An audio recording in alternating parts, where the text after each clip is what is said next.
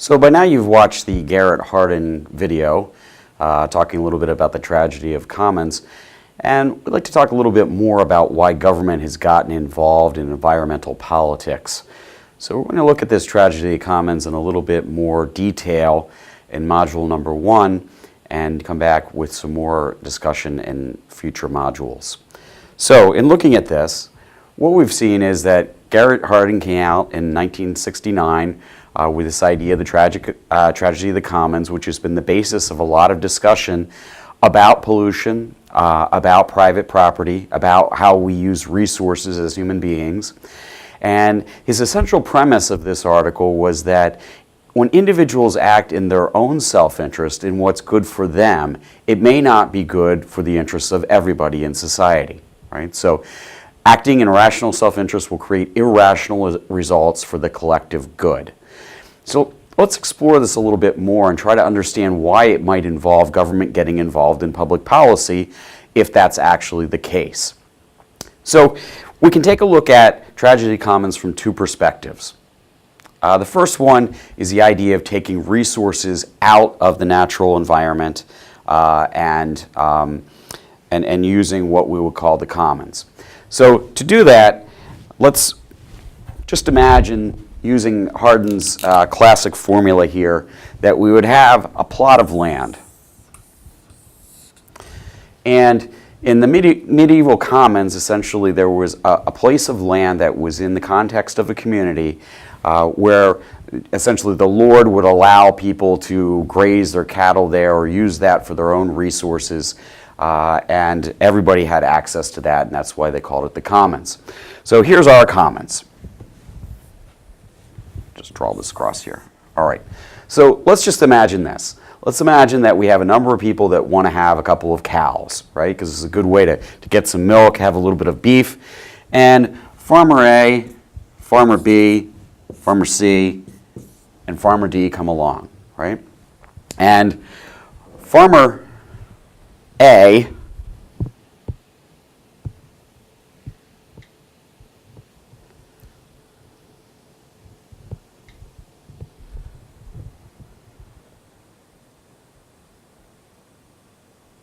Farmer A comes along, and Farmer A in this tragedy of the commons sits out and has cow number 1. And it's a happy little cow out there, can eat, got enough water to be able to deal with things. You see this cow up in the right-hand corner of your screen there. Everything is beautiful for that cow. Very nice looking clean cow, clean skies, got green grass underneath, the whole 9 yards. Happiest cow you can possibly have. Farmer B comes along and says, hey, Farmer A's doing pretty well with their cow. I'm going to get a cow. Next thing you know, all 4 farmers have cows. And it's all good because they've got enough property there in order to be able to sufficiently have these cows. But then Farmer B says to himself, you know what? I would really like to have a second cow and have a little bit of extra cash on hand. So Farmer B goes out and Farmer B gets a second cow. And next thing you know, he's making money. So Farmer A, Farmer C, and D all take a look at that cow and say that they want more cows. And then they squeeze in one more cow, and next thing you know, everybody's got multiple cows out there. Now, on the right-hand corner, you see that happy little cow. What you see is that happy little cow that's clean, with nice grass and a clean sky and clean water, turns into those cows on the right-hand side there, in which they're all dirty, they don't have enough to eat, and the entire environment is shot. Why? That's the tragedy of commons. Because Farmer A thought it's pretty smart getting that third cow, and Farmer B thought that they would capitalize on that as well, and they all got cows, and next thing you know, the property is no longer sustainable in order to be able to have cows. Who pays the cost? Everybody pays the cost, and it's an irrational decision by everybody to continue to put more animals in here because they're all going to lose their livelihood as a consequence of this, right? So Hardin says, well, what do we do in this circumstance? How do we deal with this problem, the tragedy of commons, where it's rational for these individuals to keep getting more cows onto this property because they can make more money? It's rational for them, but it's not rational for all 4 of them. He says, well, the first way to deal with this problem is essentially to divide this up and have private property. that somebody monitors. So now all of a sudden, you've got this commons divided up into 4 areas. Farmer A owns that property, Farmer B owns that property, Farmer C owns that property, and Farmer D owns that property. Now all of a sudden, if you think about the consequences, whatever I do on my piece of property has a profound effect on the long-term consequences of using that property. So if Farmer B wants to put 5 pieces of cattle on his property and ruin it, that's his business, right? So they will find a sustainable level of cows to put on that property, maybe 2, maybe some areas it might be 3. And as a consequence of me owning this property, I now am responsible for it in the long term. So my rational self-interest now doesn't make any difference to the community because of the fact that I own this property and my cows are only going to prosper so long as I actually am the one that takes care of my property. Now, here's the second problem, the second tragedy of the commons, which is the idea of pollution, right? And this takes us into a different realm. So the government kind of regulated this commons by creating private property and ensuring that that private property and that private property system functioned. However, think about this. Let's just say that there's a stream that goes down here. And all of a sudden,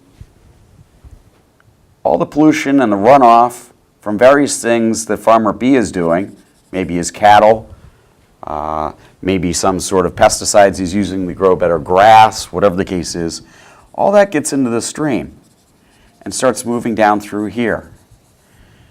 And now all of a sudden the water downstream, which covers both Farmer A, Farmer C, and Farmer D, is being affected by the activities of Farmer B.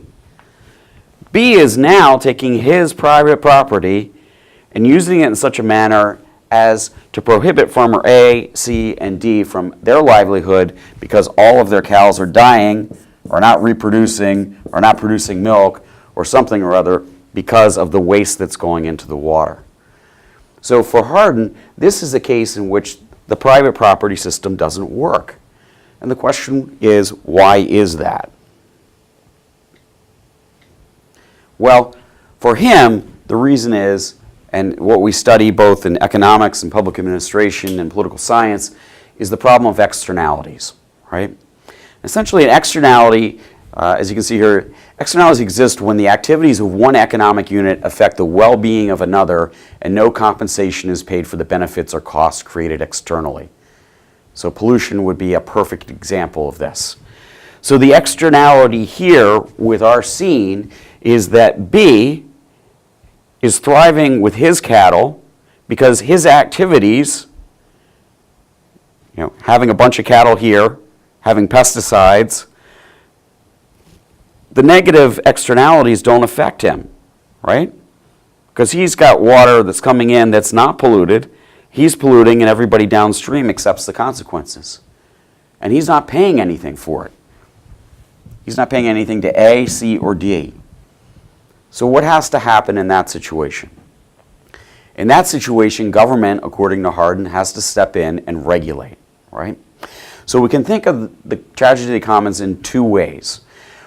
One is either the government's got involved and create a system of private property, or in other cases, when private property isn't sufficient to be able to regulate the system and the environment and deal with the tragedy of the commons, we need government coercion, basically government to step in and tell people what they can and cannot do with their property or impose costs on them, right?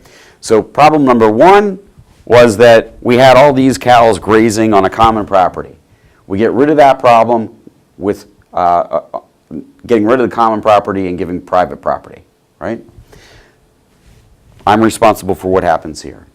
Tragedy commons number 2 is the problem of those externalities. In this case, the only way that I can deal with that is, A, I could socialize the entire system and then just the government can impose its will.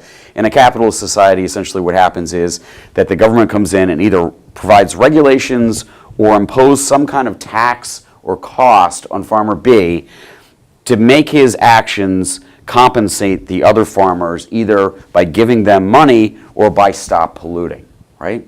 So government intervention is necessary in that case.